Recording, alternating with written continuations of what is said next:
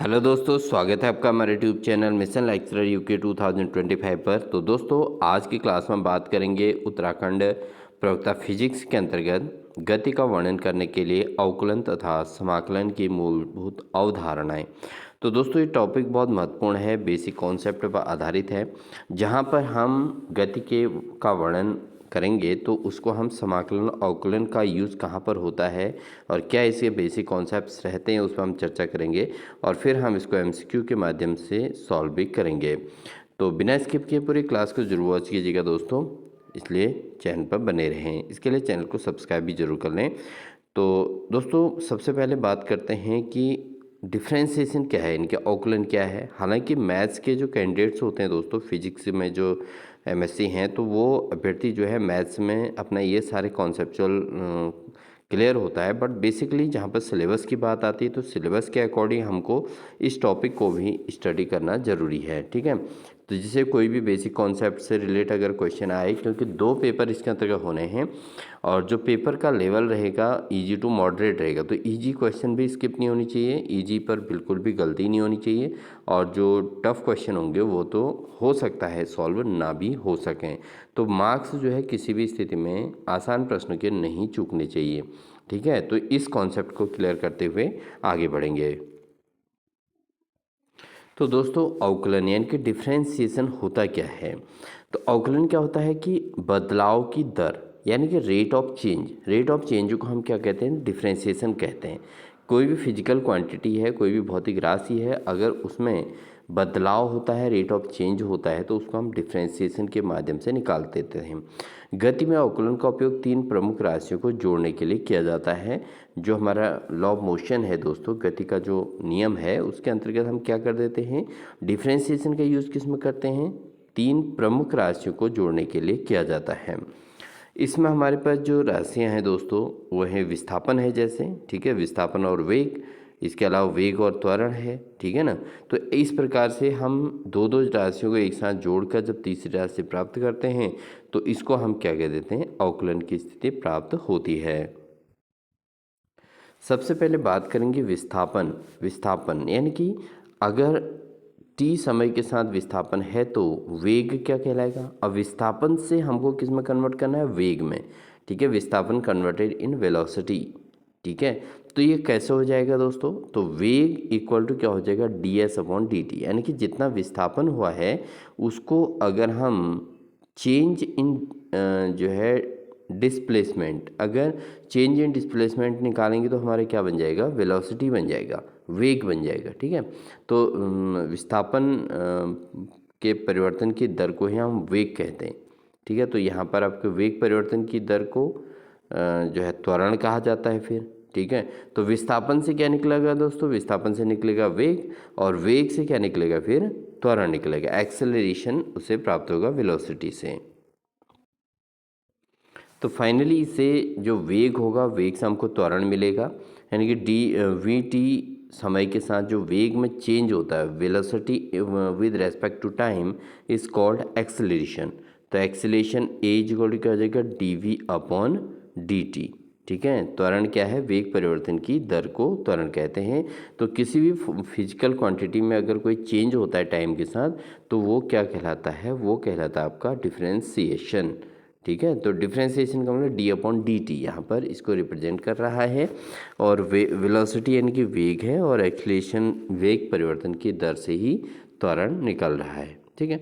अगर हम फाइनली बात करें दोस्तों कि सबसे पहले एक बार अवकलन हम किसको कर देते हैं, हम कर देते हैं विस्थापन को अवकलन करेंगे तो वेग निकलेगा और वेग को अगर अवकलन करेंगे तो क्या निकलेगा, त्वरण निकलेगा, ठीक है। तो विस्थापन डिस्प्लेसमेंट को अगर हम डिफ्रेंशिएट करेंगे तो वेलोसिटी निकलेगी और वेलोसिटी को डिफरेंस करेंगे तो दोस्तों क्या निकलेगा, एक्सेलरेशन प्राप्त होता है, ठीक है। तो ये आपस में एक दूसरे से रिलेट होते हैं, किसके साथ, डिफ्रेंशिएशन के साथ, यानी कि अवकलन के साथ।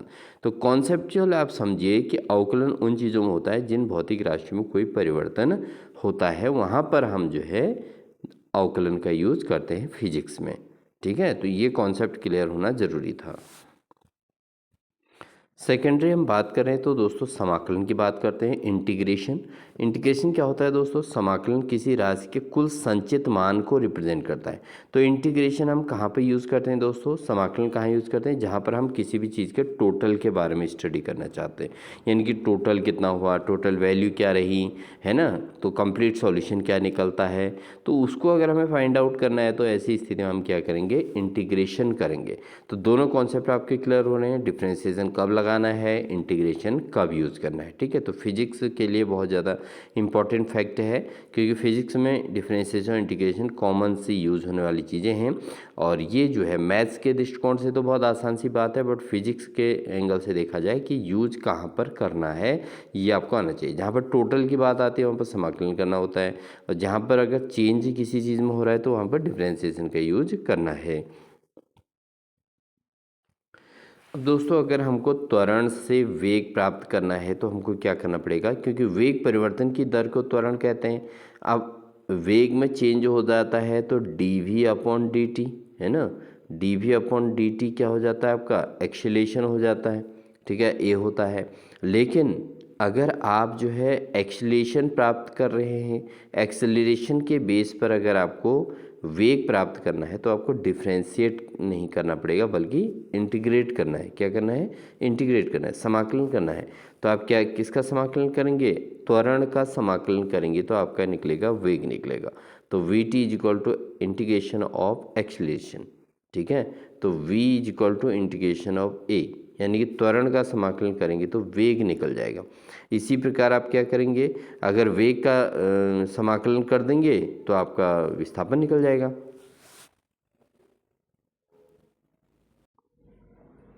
यहाँ पर देखेंगे कि यहाँ पर वेलोसिटी को डिफ्रेंशिएट किया गया है, वेग को डिफ्रेंशिएट किया गया है, तो यहाँ पर क्या निकाला गया दोस्तों? विस्थापन निकला गया। ठीक है, विस्थापन निकल जाएगा। क्यों? क्योंकि हम वेग को परिवर्तन करेंगे, वेग में अगर इंटीग्रेशन करेंगे तो उससे हमारे क्या निकल जाएगा? विस्थापन निकल जाएगा।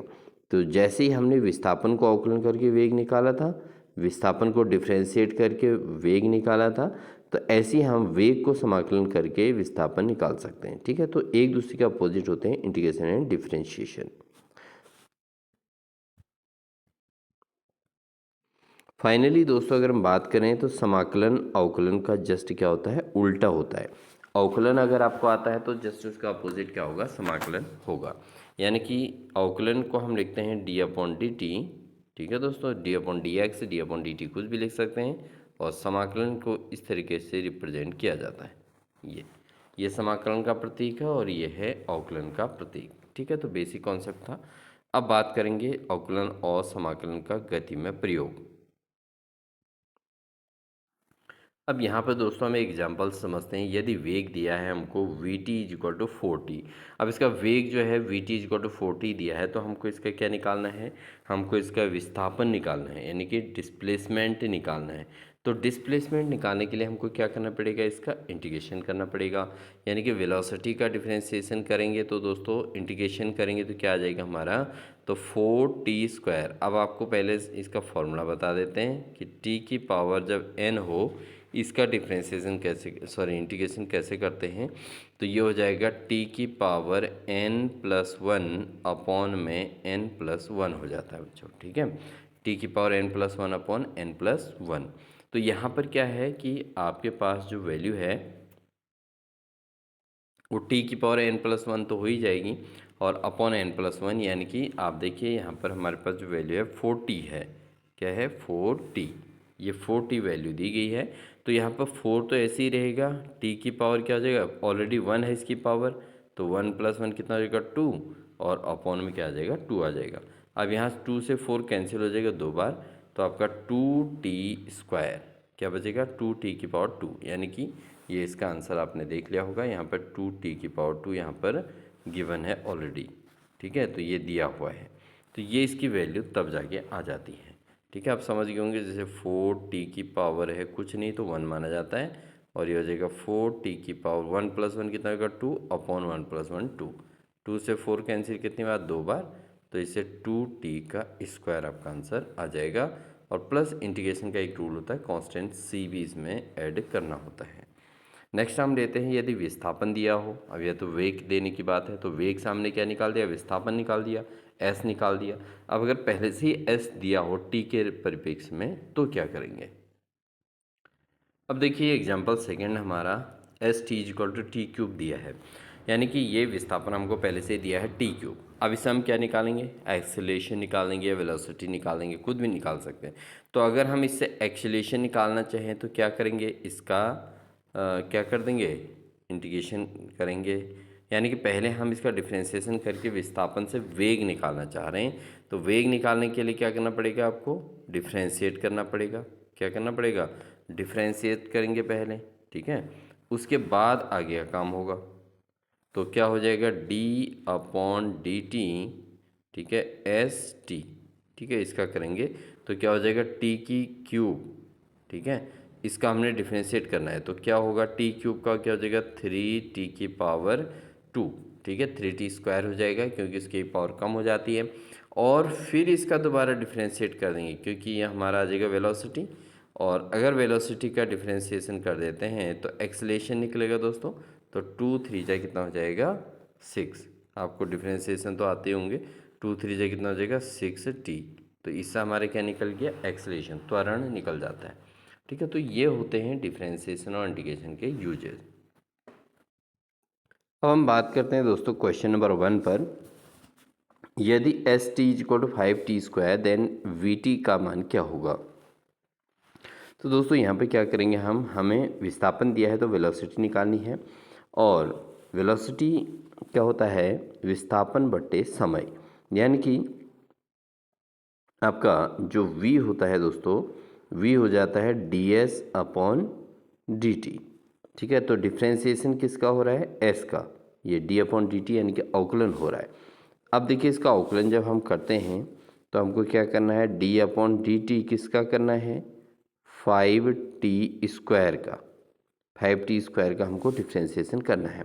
अब 5t² का डिफ्रेंशिएशन क्या आएगा बच्चों, ठीक है, 5t² का डिफ्रेंशिएशन अगर हम निकालते हैं तो सीधे सीधा हमारा हो जाता है d/dx, ठीक है, आप फॉर्मूला लगाएंगे d/dx x⁴n, ये जो फॉर्मूला है दोस्तों इसको नोट कर सकते हैं, तो होता है n(x⁴n−1), ठीक है, इसका फॉर्मूला, यानी किसी पावर में एक कम कर देना है और जो उसकी पावर में पहले से ही था उसको आगे नोट कर देना है। तो अगर हम यहाँ पर देखें तो हमारे पास 5t⁻2 है, तो 5t⁻2 का क्या हो जाएगा डिफ्रेंशिएशन अगर करेंगे, d/dt करेंगे तो क्या आ जाएगा, 5 2 जा 10 t⁻1, तो यानी कि 10t इसका आंसर आ जाएगा, क्योंकि 2 में से 1 माइनस हो जाएगा, 1 आएगा। तो किसी पावर 1 का मतलब होता है वो नंबर अकेले है, तो 10t इसका आंसर हो जाएगा। ठीक है, तो इस आधार पे कितना आ जाएगा, ऑप्शन नंबर बी इसका जो है सही आंसर बनेगा दोस्तों। अगला है वेग का अवकलन किसे दर्शाता है। तो वेग का अगर अवकलन कर देते हैं दोस्तों तो d/dt किसका करना है, वेलोसिटी का, यानी कि वेग का। तो वेग में परिवर्तन हो गया, जहाँ पर t आ जाता है अपॉन में तो परिवर्तन हो गया भाई। तो वेग परिवर्तन की दर को क्या बोलते हैं दोस्तों, त्वरण कहते हैं, त्वरण, एक्सेलरेशन। तो एक्सेलरेशन हो जाएगा, यानी कि बी ऑप्शन इसका सही हो जाएगा। वेग में परिवर्तन की दर को क्या बोलते हैं, त्वरण बोलते हैं। तो इसका मतलब एक्सेलरेशन आ जाएगा, ए इसका आंसर हो जाएगा, यानी कि ए का मतलब त्वरण है। और ऑप्शन नंबर कौन सा इसका सही होगा दोस्तों, वो हो जाएगा बी वाला ऑप्शन इसका सही बनेगा। अगला है त्वरण का समाकलन किस राशि को देता है। अब अगर हम त्वरण जो है एक्सेलरेशन अगर हम करेंगे तो एक्सेलरेशन कैसे प्राप्त हुआ था, एक्सेलरेशन के समाकलन से क्या बनता है कह रहे हैं। ठीक है, त्वरण का अगर हम समाकलन करेंगे तो क्या बनेगा, तो त्वरण किससे बनता है, वेग से। तो त्वरण का समाकलन करेंगे तो क्या बनेगा दोस्तों, वेलोसिटी बनेगी। क्या बनेगी, वेलोसिटी बन जाएगी, वी आ जाएगा। ठीक है, तो वेग हो जाएगा। अगला क्वेश्चन है, यदि एक्सेलरेशन इक्वल टू 4t है तो वेलोसिटी क्या होगी। तो एक्सेलरेशन का समाकलन करेंगे तो वेलोसिटी निकलेगी। ठीक है, तो यहाँ पे क्या हो जाएगा, आपका इंटीग्रेशन ऑफ at करना पड़ेगा, आपको at का इंटीग्रेशन करना पड़ेगा, समाकलन करना पड़ेगा। तो इंटीग्रेशन ऑफ 4t का dt करना पड़ेगा। तो क्या होता है, समाकलन में क्या होता है, इसकी पावर जुड़ जाती हैं, तो t की पावर 2 हो जाएगी क्योंकि इसके पावर 1 है पहले से ही, और अपॉन में 2 आ जाएगा। ठीक है, तो इससे क्या हो जाएगा दोस्तों, 2 से 4 कैंसिल कितनी बार, 2 बार हो जाएगा कैंसिल, 2 से 4 कितनी बार कैंसिल, 2 बार हो जाएगा। तो 2t² हमारा आंसर बचेगा। क्या बचेगा, 2t²। ठीक है, तो ये हमारा फाइनली आंसर किसके पर जा रहा है, ऑप्शन नंबर ए पर इसका आंसर जा रहा है। ठीक है, तो उम्मीद है आपको समझ में आ रहा होगा। अगला है, किसी वीटी ग्राफ में वेलोसिटी टाइम ग्राफ के नीचे का क्षेत्रफल क्या देता है। अगर वेलोसिटी टाइम का हम ग्राफ लें तो इसमें जो नीचे का एरिया होता है वो किस को रिप्रेजेंट करता है। तो ये जब वेलोसिटी और टाइम के साथ समय के साथ वेग में परिवर्तन होता है तो उसको बोलते हैं विस्थापन। क्या बोलते हैं, विस्थापन इसको कहा जाता है। उसको कहा जाता है डिस्प्लेसमेंट। यानी कि डिस्प्लेसमेंट को हम एस से रिप्रेजेंट करते हैं, एस टी से रिप्रेजेंट करते हैं। तो ये कहलाएगा दोस्तों विस्थापन। वीटी ग्राफ के नीचे का जो एरिया है उसको हम कहेंगे विस्थापन कहेंगे। तो एस टी इसका आंसर बनेगा। अगला प्रश्न है, यदि v = 6t तो विस्थापन क्या होगा। तो वेग परिवर्तन की दर को त्वरण कहा जाता है, और जब वेग किससे प्राप्त होता है, विस्थापन के उससे प्राप्त होता है। तो इंटीग्रेशन करेंगे इसका। ठीक है, क्या करेंगे, इसका इंटीग्रेशन करेंगे, समाकलन करेंगे। विस्थापन निकालने के लिए आपको वेग का समाकलन करना है, इस चीज़ को ध्यान रखेंगे। तो वेग का हम क्या कर देंगे दोस्तों, समाकलन करेंगे, v का dt कर देंगे, और v की वैल्यू कितनी दे रखी है, 6t। 6t का क्या करेंगे, dt करेंगे। तो इससे हमारा आ जाएगा 6t²/2, इसका आंसर हो जाएगा। और इसको अगर सिंपलेस्ट फॉर्म में कन्वर्ट करेंगे दोस्तों तो आप समझ सकते हैं क्या इसका आंसर होने वाला है। तो 2 से 6 कट जाएगा 3 बार, तो आ जाएगा finally 3t² plus constant c। तो 3t² इसका आंसर होगा, यानी कि ऑप्शन नंबर ए इसका सही आंसर बनेगा। ठीक है, तो वेलोसिटी को अगर आपने विस्थापन में कन्वर्ट करना है वेग को, तो वेग का जो है आपको समाकलन करना है, तो विस्थापन आपको मिल जाएगा। अगला क्वेश्चन है, यदि a = dv/dt तो इसका किसका संबंध दर्शाता है। तो ये जो है dv/dt किसका है, v क्या है, वेलोसिटी है, और a क्या है, इसमें एक्सेलरेशन है। तो यानी कि वेग और त्वरण को रिप्रेजेंट कर रहा है। तो a यहाँ पर क्या है, त्वरण है, और v क्या होता है दोस्तों, ये v जो है ये क्या है, ये रिप्रेजेंट करना है वेग को। तो वेग और त्वरण के बीच संबंध को हम v = dv/dt कहते हैं। तो वेग त्वरण का ये रिलेशन रिप्रेजेंट करता है। अगला क्वेश्चन होगा, निम्न में से अवकलन का कार्य कौन सा है। अवकलन किस कार्य को करता है, कुल मान निकालना, या परिवर्तन की दर निकालना, क्षेत्रफल निकालना, या समय घटाना। तो अगर किसी चीज़ में परिवर्तन होता है दोस्तों तो वहाँ पर लगाते हैं हम अवकलन। और अगर कुल मान निकालना है तो क्या लगाते हैं, अगर जो है किसी भी चीज़ में परिवर्तन निकालना है तो हम क्या कर देते हैं, उसमें अवकलन करते हैं। क्या करते हैं, अवकलन। और अगर कुल मान निकालना हो तो क्या करते हैं, तो हम करते हैं समाकलन। क्या करेंगे, उसमें समाकलन से इसको करेंगे। ठीक है, कुल वैल्यू निकालने के लिए इंटीग्रेशन किया जाता है, और किसी में चेंज निकालने के लिए अवकलन करना होता है। अगला क्वेश्चन है, यदि s = t³ + 2t है तो त्वरण क्या होगा। तो यहाँ पर देखिए s = t³ + 2t अगर दिया हुआ है तो त्वरण कैसे निकलेगा। तो हम क्या करेंगे, s क्या है, विस्थापन है, और विस्थापन से त्वरण प्राप्त करना है। क्या करना है, विस्थापन से त्वरण। तो सबसे पहले तो हमको विस्थापन का डिफ्रेंशिएट करना पड़ेगा, तो वेग आएगा। ठीक है, तो इसको कर देंगे, इसका डिफ्रेंशिएशन करेंगे, डिफ्रेंशिएशन कर देंगे इसका डिफ्रेंशिएशन करना है हमको। तो v = क्या हो जाएगा, v = हो जाएगा ds/dt। मतलब जो s की वैल्यू दे रखी है इसका डिफ्रेंशिएट करना है। तो d/dt किसका करेंगे हम, ये करेंगे t³ + 2t का। ठीक है, इसका डिफ्रेंशिएट करेंगे तो इसका डिफ्रेंशिएशन कितना आ जाएगा, 3t² आ जाएगा एक तो, और +2 आ जाएगा। ठीक है, 3t² + 2 इसका डिफ्रेंशिएशन आएगा। फिर जो इसका डिफ्रेंशिएशन आया है उसको हम क्या करेंगे, फिर से डिफ्रेंशिएट करेंगे। तो अब क्या निकलेगा हमारा, अब एक्सीलरेशन निकलेगा। तो d/dt ऑफ v, जो अभी v निकाला था, तो करेंगे d/dt ऑफ किसका, 3t² + 2 जो हमारा आंसर आया था इसका करेंगे। तो क्या बन जाएगा, इसका डिफ्रेंशिएशन बन जाएगा 3×2 = 6t, ठीक है, प्लस 2 का क्या हो जाएगा 0 हो जाएगा इसका, तो 6t + 0 यानी कि 6t इसका आंसर हो जाएगा। क्या आ जाएगा 6t, यानी कि ऑप्शन नंबर बी इसका सही आंसर हो जाएगा। अगला क्वेश्चन ले लेते हैं, त्वरण समय ग्राफ के नीचे का क्षेत्रफल देता है। अब त्वरण और समय, अगर एक्सेलेरेशन एंड टाइम का अगर हम ग्राफ बनाएं तो ये क्या दे देता है, ये वेग दे देता है। क्योंकि देखिए यहाँ पर एक्सेलेरेशन इक्वल टू क्या होता है dv/dt, ठीक है। अब यहाँ पे क्या कहा इसने, त्वरण a हो गया, ठीक है, एक्सेलेरेशन क्या हो गया a, क्योंकि आपके पास त्वरण का फॉर्मूला होता है वेग परिवर्तन की दर को त्वरण कहते हैं, तो त्वरण a हो गया। तो ये त्वरण को रिप्रेजेंट कर रहा है और समय के साथ ये समय को रिप्रेजेंट, तो बचा क्या, बचा वेग। क्या बचा दोस्तों, यहाँ पर बचा क्या है, वेग बचा है, तो वेग को ये रिप्रेजेंट करता है। अगर त्वरण में समय के साथ परिवर्तन होगा तो क्या होगा, वेग निकल आएगा, ठीक है। तो ये हैं दोस्तों हमारी क्लास, जिससे आपको प्रॉपर आपको एक प्रिपरेशन देखने को मिलेगी। हालांकि अभी हमने छोटे क्वेश्चनों को अटेंड कर रहे हैं, धीरे धीरे हमारी क्लासेज जो है जैसे जैसे आप सभी का सपोर्ट मिलेगा तो आपको बेहतरीन क्लासेज हमारे द्वारा बेहतरीन प्लेटफॉर्म के साथ देखने को मिलेंगी, और एक कुशल तैयारी आपकी जो है प्रतियोगिता की तैयारी आपको देखने को मिलेगी। और LT के अभ्यर्थियों के लिए तो ये क्लास विशेष है, बिना कोई संकोच के आप क्लास को ज्वाइन कर लीजिएगा। अगर चाहें तो आप हमारी मेंबरशिप भी ज्वाइन कर सकते हैं। मेंबरशिप ज्वाइन करने से आपको लगातार हमारी क्लास का नोटिफिकेशन टाइम टू टाइम मिलेगा और आपके हर क्वेरीज का जवाब हमारे द्वारा देखने को मिलता रहेगा, ठीक है।